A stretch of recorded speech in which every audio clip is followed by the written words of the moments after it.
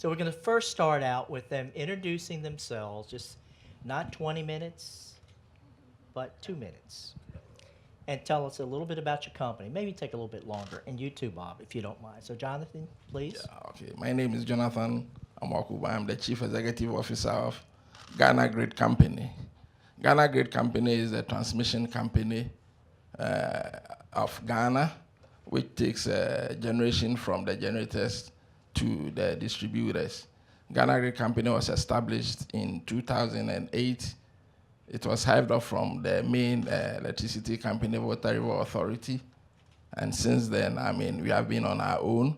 We have about 6,000 route kilometers of transmission grid made up from 69 kV to 330 kV with 68 substations scattered around the whole country of Ghana. And our customers are the mines.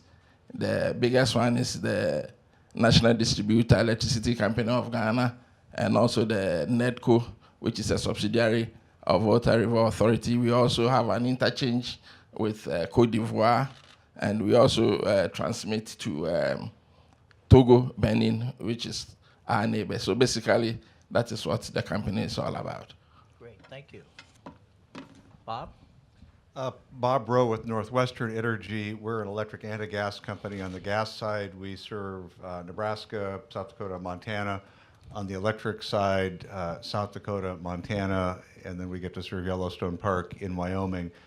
South Dakota, we face into the Midwest and participate in the Southwest Power Pool. Montana, we face into the West. We are fully vertically integrated in South Dakota.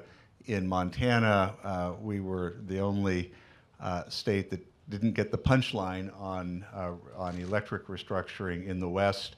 Went through divestiture, bankruptcy, reorganization, and now in Montana we are rebuilding a portfolio. We do have thermal resources and actually quite a lot of wind now, a little bit of solar, but our base in Montana is actually run-of-the-river hydro. And last year I remember hearing a lot about Ghana and the tremendous diversity of resources there. And, hearing about Ghana, thinking about some of the comments last year, felt there was a certain amount of commonality. We have, particularly in Montana, a very, very it's a huge service territory, not a lot of people. So we have great exposure on our electric transmission system, a little bit on the gas side as well. The Rocky Mountains and the Great Plains. Really appreciated Rod's leadership and thinking about grid resilience, and our challenges range from forest fires to even last weekend, a very, very powerful, fast-moving snowstorm that did a lot of damage on the transmission side, rolling down through a couple of valleys on the Yellowstone River, down through the park. Very tough to get out and put all that back up in the air in the middle of the night in a storm in the Rocky Mountains. Okay, great. Improving operational performance. Let's see, what does that mean? Let me strive a little operational excellence. So what's operational excellence to you? For us, operational excellence or operational performance is looking at 5 metrics for our company. You know, the metrics are financial sustainability and then solvency, reduction in technical losses, business process re-engineering, and then value for money analysis of projects before they are done, and then ex-post evaluation of projects to see whether they have met their objectives before we started off. So these are the things that we look at when we are talking about operational excellence or operational performance. Who defines it? You define it? The customer defines it? Is the company that defines it for our company. Yeah. But then it is all geared towards... How do you know you're achieving it? It's the feedback that we get from our customers. The customer tells you. Exactly. I mean, customer satisfaction. Okay. You know. That's what I was trying to get. No, but then it is defined by Okay. Exactly. So the customer says whether you're doing good or bad. Or right? bad, exactly. Good. Okay. What's operational excellence to you? Well, actually, Jonathan's discussion of metrics is very much a part of it. This might be a good time for me to hit a couple of slides, if I could. Yeah, he's got 26 slides. No. He said a couple. Okay. So what I was... It's okay. Yeah, please. Yeah, and a couple of points here. Last year, if you remember how the conference started off, it was the story. It was the story, in that case, of Africa's love affair with hydropower. But this was a theme yesterday, too, the importance of stories. So I thought I would do, and as it turns out, this keys off a comment of Rod's as well, talk about external engagement and then internal measurements. And I do quite a lot with stakeholder groups. If we can get the slide up. Very good. You can see it right here, Bob. It is up right now. here. There's a monitor here. Yeah, it's not up there. It's not up yet. There we go. Okay.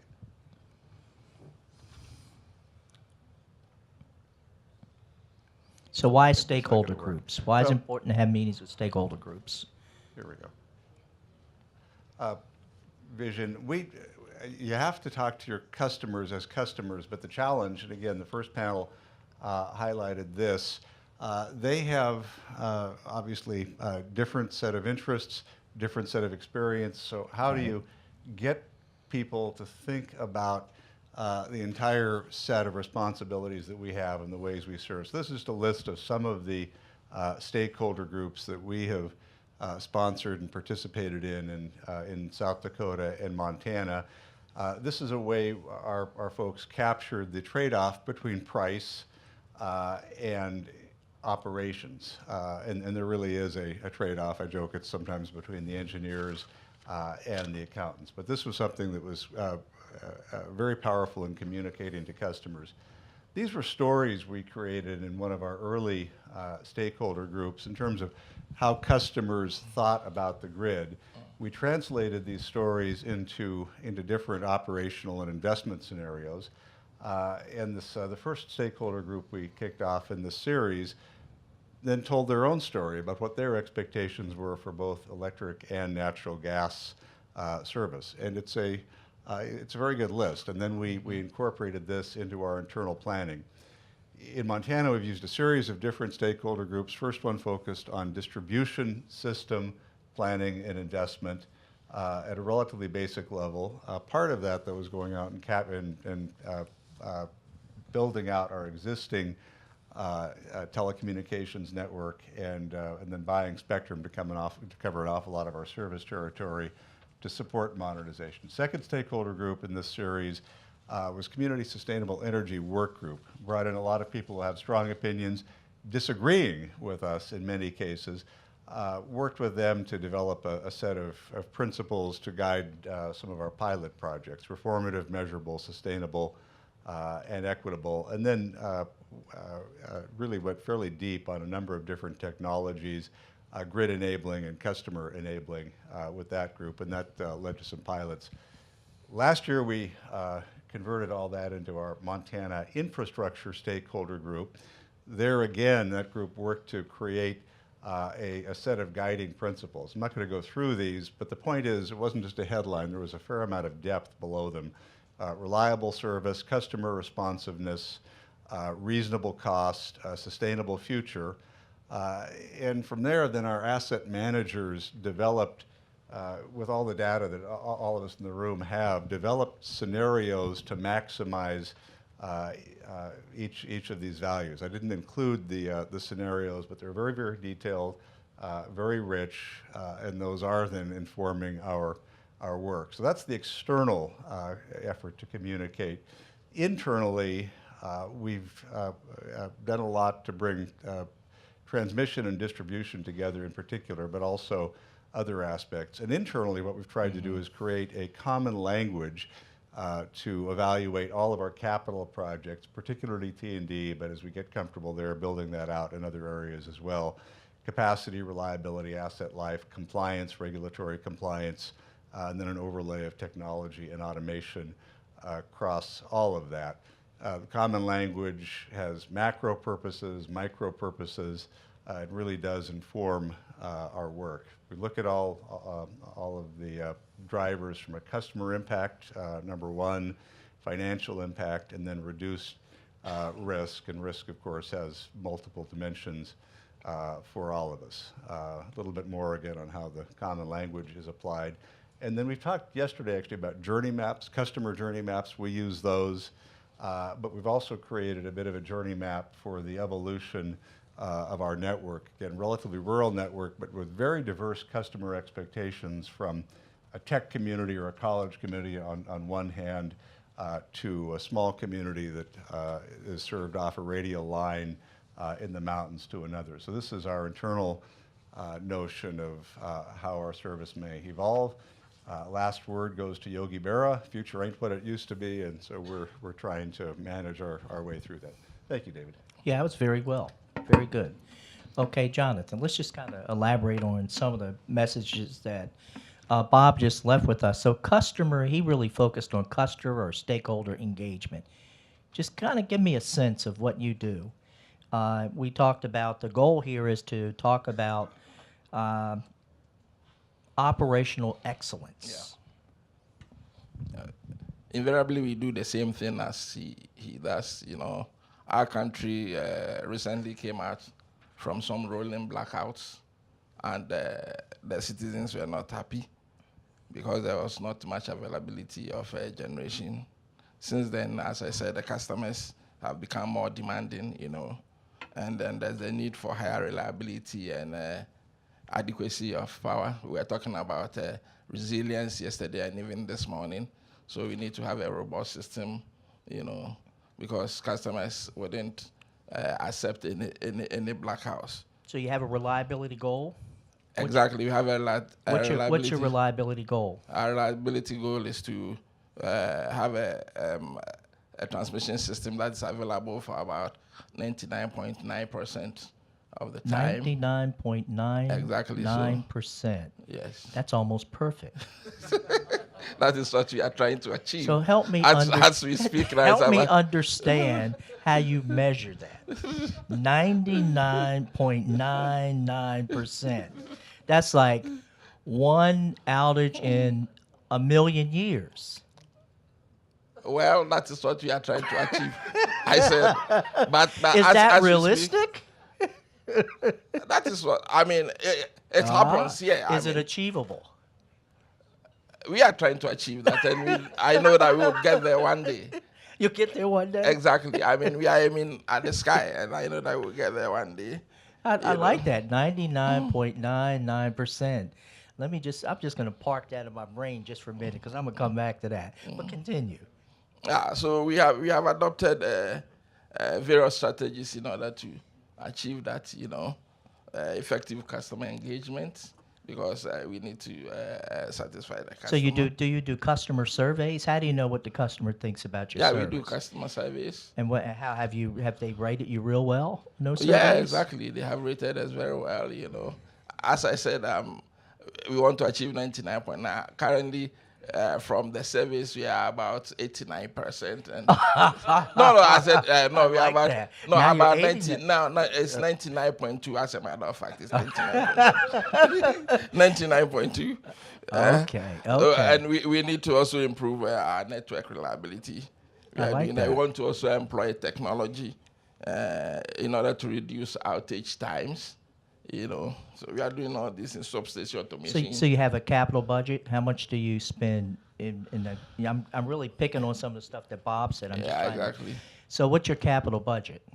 Our O&M budget for a year is about 80 million. Oh, really? Yes, that's annually, or is that over? That's annually. That's a lot of money. Yes. 80. You said 80 billion?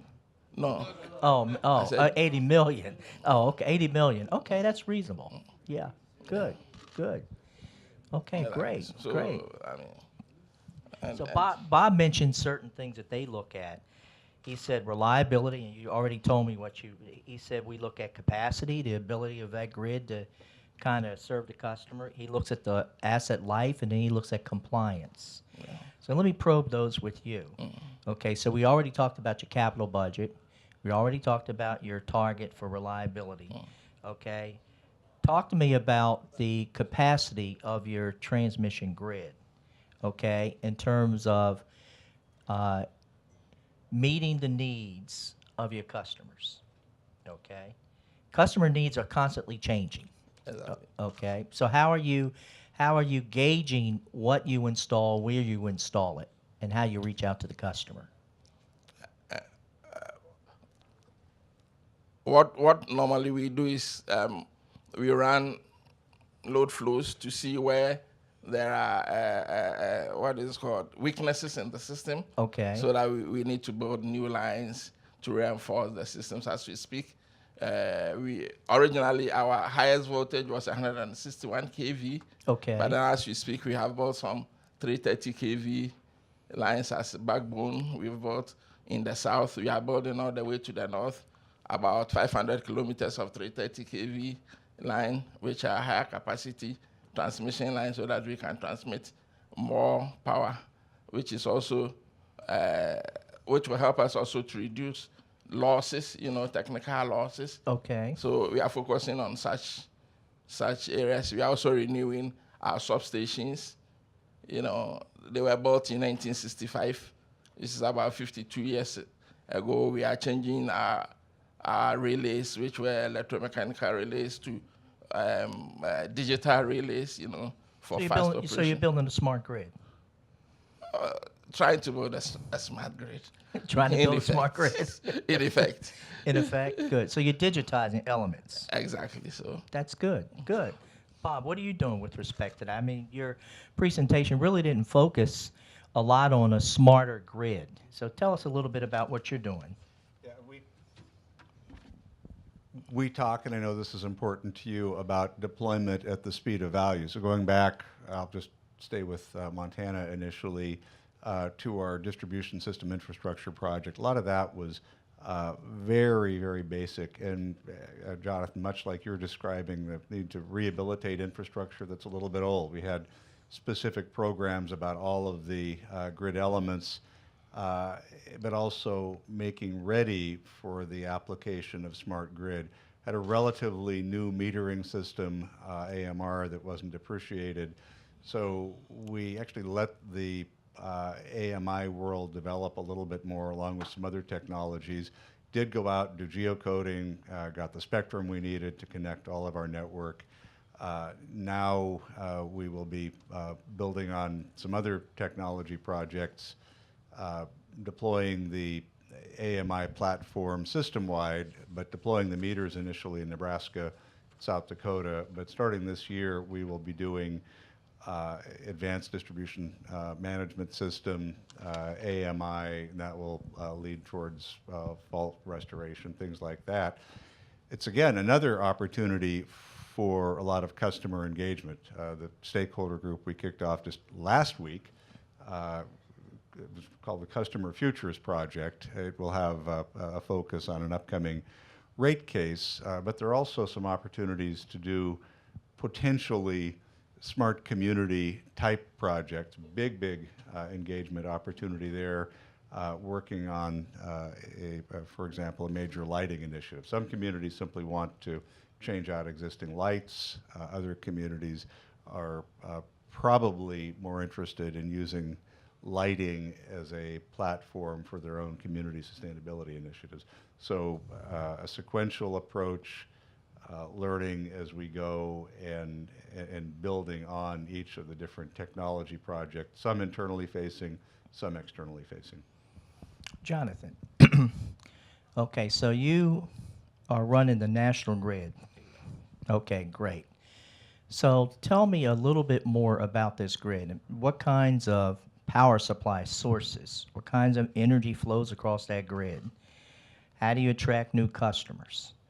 And how do they respond to the product that you're selling? Do they consider it to be expensive?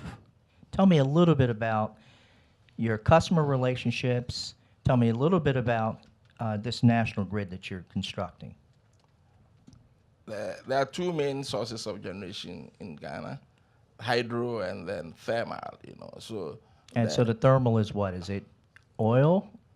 We have gas, we have oil. Okay. HFO. Okay, good. and there is a little bit of solar.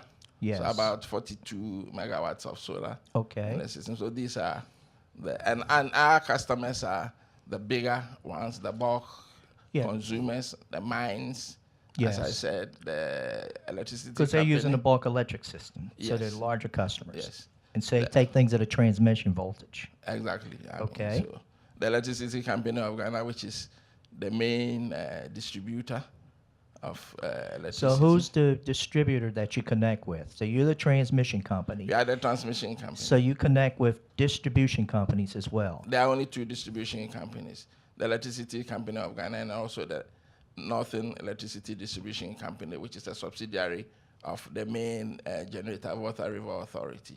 Okay. So these are our customers. You know, in all, we have about 30 big customers. So we are not a distribution company that goes to the households to interact with. Right. You So just okay. Yeah. You deliver a transmission voltage. And how long is your system? In miles or kilometers? How? we have about 6,000 route kilometers of Okay. transmission So it's line, as pretty- I said, made up of 69 kV, 161 kV, 225 kV, and 330 kV. Those are our transmitting voltages. So I asked you earlier about reliability. So let's kind of take apart this issue of 99.99%. Okay? Let's talk about losses. Yeah. Okay? So tell me, what's the level of losses on your, just overall, gross number of your transmission grid? It's 4.1%. 4.1%. That's Exactly. pretty good. That's Well, actually... the State Enterprises Commission, which is the reviewer of our work, has given us 4%. So it means that we are not doing well. We have to come below that. So how did So you we are- how we did are- you measure it? How did you measure it? How did you determine it was 4.1%? Tell me how you measure it.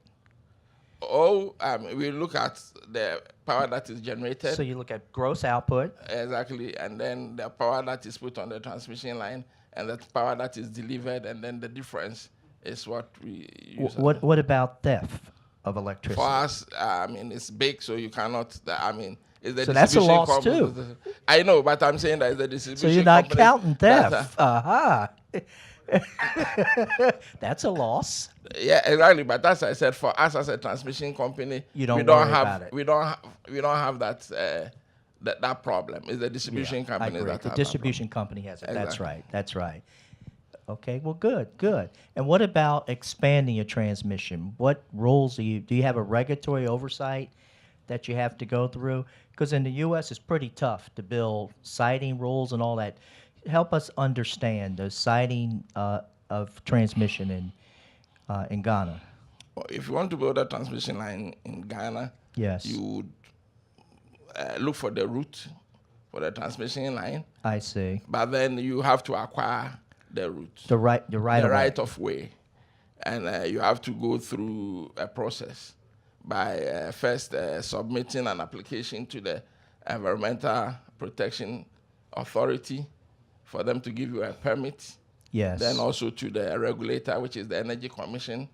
They would do the siting, especially if you want to put up a substation. Right. There is a siting committee which will go and examine the place that you want to put the substation and see how friendly the environment is for you to put up the substation. So you need to go through the regulation.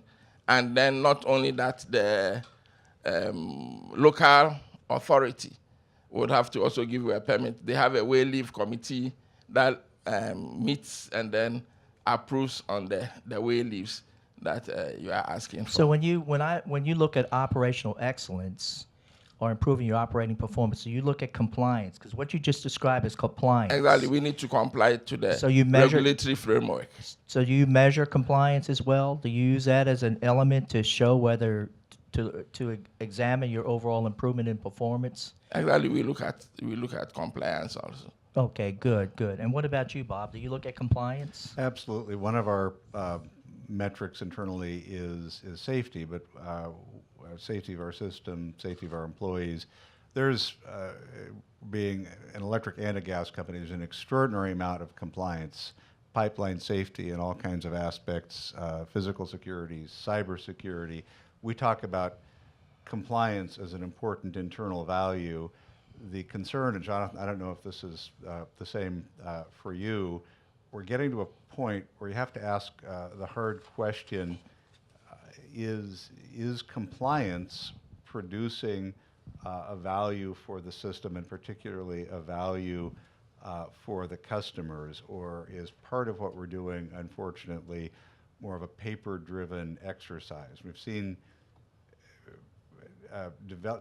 changes in the philosophy of a number of federal agencies in terms on the electric system, change in how NERC pursues its enforcement obligations. On the gas side, I think this is notable. The Federal Pipeline Safety Administration had a very strong risk-based compliance program, and they're moving, for reasons that don't entirely make sense, to more of an accounting-based program. And we see a lot of value in the risk focus. Yes. Are much less excited about a paper-driven exercise. So let's talk about that. Okay, what we've been discussing is improving operational performance. And the goal is operational excellence. So let's just all keep that in mind. Let's talk about risk. Bob just raised the issue. So tell me how you assess risk as a transmission company. How do you determine levels of risk, and how do you mitigate those levels of risk? We have a risk unit in our organization, and they look at the overall risk profile of the organization, not only in the technical issues, but even the financial, human resource, so. And so you rank those? Yeah, they are ranked, and we have what we call risk champions also, who follow, in every department, who follow the risks that are associated with the process or flow of work in the department, and they report every time to this risk unit, and they flag them whenever we are out of the ranges that we have set up ourselves. Good, good. And you? Very much the same. I love the title, a risk champion. That says a lot. We have, as probably most American companies do, an internal enterprise risk management system. It's required under Sarbanes-Oxley. Our internal auditors get a lot of best practices feedback. Our enterprise risk management committee is actually our executive team, the committee is chaired by the CFO. We also have risk specialists who consult with us. Typically, meet quarterly, do a deep dive into one or two risks. There's an action plan associated with each of our risks, track all those, and then particularly focus on our top 12 or so internal risks. Very broadly, we have risks, financial risks, internal and external, operational risks, regulatory and legal risks. It sounds like actually our worlds are very much the same in that respect. And we use scales also to visualize it so that when you are, the ones that are higher. So you publish that throughout the company to give the employees incentives for better performance. Exactly. Good, good. We're going to open it up to the audience too. I'm going to try to be conscious of our time. So do we have any questions from the audience? No? Oh, yes, please. So Astrid Brunt from the transmission company in Norway. I was just thinking about, when you're thinking about performance excellence, how do you perform or assess the reliability?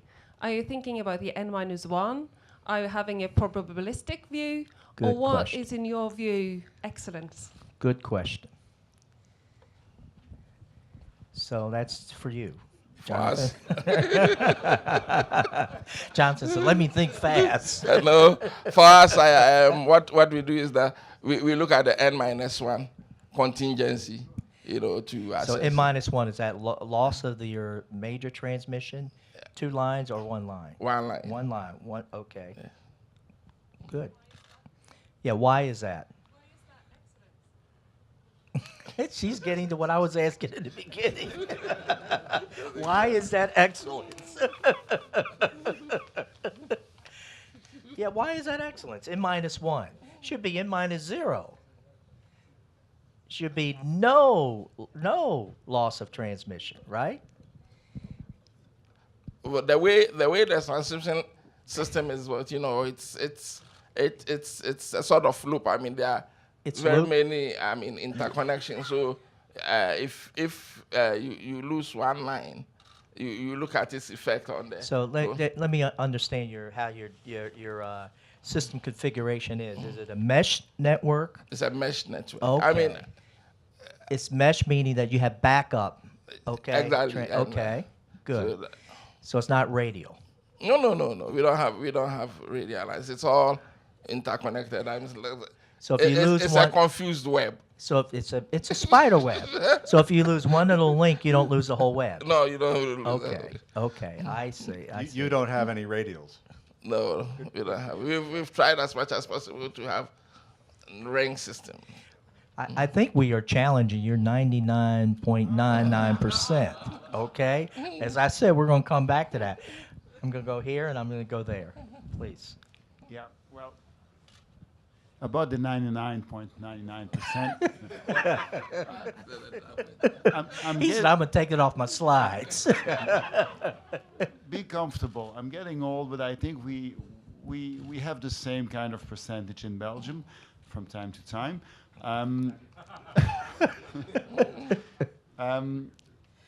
Is this objective still valid with the increasing targets of renewables? Oh, that's a good question. Do you connect renewables to the grid? And if so, is this a realistic target? Currently, we have not connected renewables to the main grid. The renewables that we have are connected to the sub-transmission systems in the I see. distribution grid. Okay, good. So we are now trying to connect renewables, but we haven't had any so far. Okay, good. And the renewables would, hydro's a renewable, isn't it? In Ghana, Come on, we don't Jonathan. consider. In Ghana, we don't You consider, don't consider hydro renewable? as renewable, except small hydros. But the big hydros, and they're all big. We don't consider them as renewables. In some U.S. states, Yeah. we don't consider renewables we either. are trying to redefine what renewables You're trying are, to get credit so for that we hydro, would yeah. put hydro as renewables. That's a Let- good Let me move. jump in on that in 2 points. First of all, where you're going, I think, is exactly right. And at least in this country, there is an accretion, a statutory accretion that we need to push past, and we ought to be focusing, I think, rather on particular supply categories, Yes. on the key attributes. Right. How well does it match particular needs in terms of dispatchability? If carbon is a goal, then focus on carbon. Yes. And we unfortunately can't really get past that. To your question, we have a large amount of intermittent resources on our system. It creates substantial costs in terms of how we manage our lower voltage transmission system in particular. The United States has transitioned from, and I think this is a positive thing, from a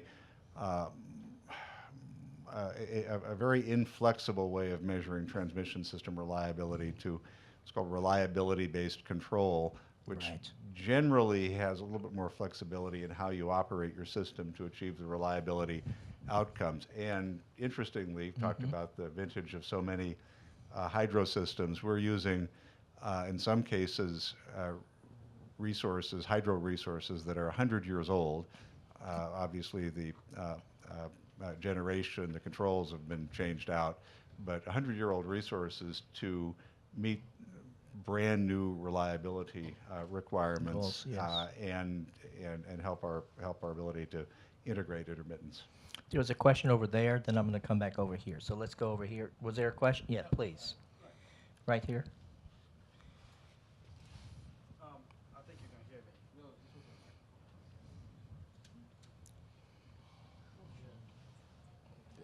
Thank you. You're doing My question is for Mr. Amoako-Baah. Do you foresee private participation either through partnership or privatization of the grid sector in Ghana? It's good. There's a legislation, LI 1937, which does not prevent anybody from coming to build a transmission line. So there is the law which allows private participation in the asset owning of transmission lines in Ghana. So if you want to build a transmission line or substation, we are welcome. As we speak, there's a company, Enclave Power, that has built 2 substations in Ghana privately, and they are supplying to their own customers in an enclave anyway. So you can also do that if you... So let me probe that, if I might. Excellent question. So there is the opportunity for any private investor to build Exactly. Can they operate the transmission? The operation is by the system operator. Ah, You can by only the system maintain operator. your assets, You can only buy the asset, maintain, but then the operation is by okay, the good. system operator. Okay, good. We have something similar here in the U.S. that we're doing. Let's go over to here. There are 3 questions here. Let's take the first one at the first table 1, and then we'll go to the table behind that. Thanks again, Lamin Savadogo, Marison Energy Systems. Grid resilience, reliability. We're talking about a new factor emerging, cybersecurity, attack on your grid. So have you experienced any attack on your grid in Ghana? And the second question to Mr. Baylor is, if he came to you and asked you, can you help us? Right. If we've been the subject of the victim of attacks, what would you do for him? Thank you. Good. So far, we have never had any attacks on our system, either physically or electronically or through the cyber. But then we have put in place systems to protect us from external attacks. And as we speak now, we are also trying to build an alternative control center, data center, to keep all our data that in case of any attack, we'll be able to fall on the backup. So right Although now we have some backups, but then this backup is situated in the same place. But then we want to build a new facility to take care of that.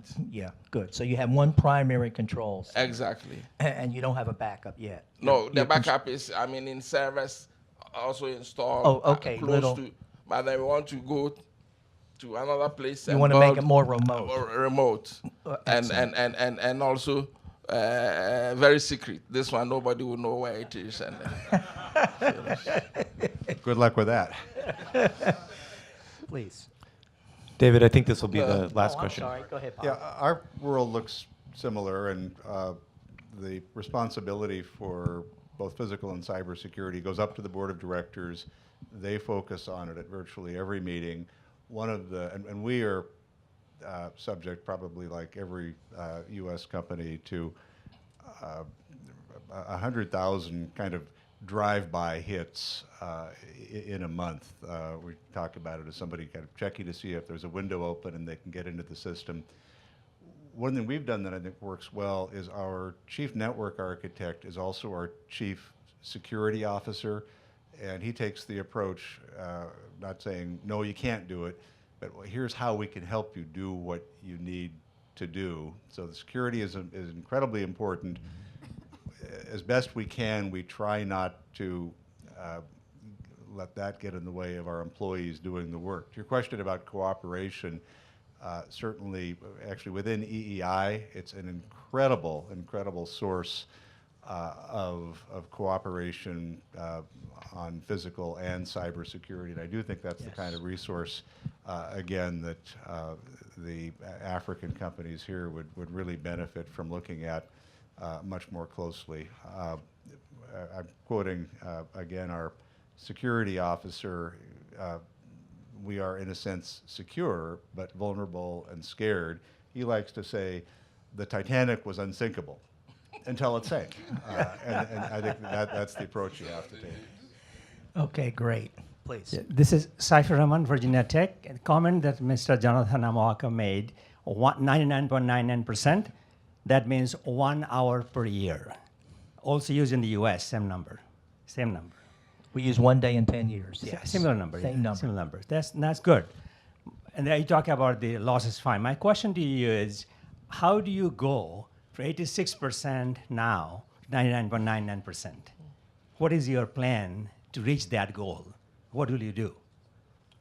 Our plan is to build more lines, to build more lines, and we have started as we speak. And also, as I said, to renew our substations by changing some of the equipment. Upgrading your substation. Exactly, like disconnect switches, circuit breakers, Good. trying to bring new ones. Some of the circuit breakers have been in existence for over 30 years. So you're going to go to automated controls? Exactly, and the substation automation, Good. So we are doing all these things in order to achieve the level of reliability that we have set ourselves to achieve. Excellent. Yes. Last question. Dan Sandford. I'm with the law firm of Michael Best, but I was counsel for a transmission company, American Transmission Company.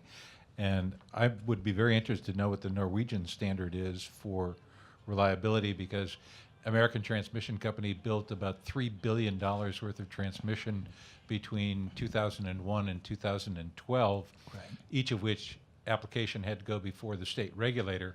And the state regulator has basically baked in an N-1 design criterion. That's right. In order to assure that you achieve a reasonable level of reliability versus a reasonable level of cost. Right. Except in certain areas. And they used N-2 for major metropolitan areas and N-2 for areas like level 1 trauma centers and the like. So there was a certain amount of microgridding, if you will, within the concept of overall transmission reliability. But rather than the panel, what's the you asked the probabilistic. I'm curious as to what the Norwegian standard is. Ah. What did I create here? Okay, so here I was taken on the spot, yeah? We used to have a probabilistic system, and that's because we have, the Norwegian system is a 90% hydro production, but a lot of small utilities. So in some areas of the country, we have a probabilistic approach. So not the deterministic N-1, that you always should have one line current if one line falls out. Because in some areas, you will have local production. So if one line falls out, you can have the backup with local production. And then that will be cheaper operational excellence than both to have the production and an extra line. So with our design system, we figured that the probabilistic approach should supplement the N-1 to make it more efficient. And like you said, one size never fits everyone. So you have to design your excellence for your system. That's right. Good, thank you. So you get the last word, Bob, and then I'm going to wind up this panel. Yeah, please. just a word. What's the biggest lie that David Owens ever told? And you all know David Owens. Biggest lie I ever told. I don't tell lies. I'm going to retire, he said. And David is, he has traveled all over the United States, all over the world, kind of preaching the good news. Made I don't know how many trips out to my part of the world to meet with our board, our employees, public meetings we would put on. When David said farewell at EEI, there were people and all these serious engineers and lawyers and finance types. There were people in that room crying, and given the number of CEOs, those are really expensive tears. But you have not retired. You have stayed. No, I haven't. So active in the community right here in Washington with your family, and continuing to really provide such leadership, practical from your engineering background, ethical to just help us all do the right thing. I really appreciate you being here today. It's great to see you. Thank you, Bob. I really appreciate those comments. Bob is a good and close friend, and I told him to say that. Well, I hope you've enjoyed this panel, and I appreciate Bob and Jonathan both being great sports. As I said, I have a different way that I moderate the panel, and I hope you all had some fun. Thank you again. So why do you take their picture?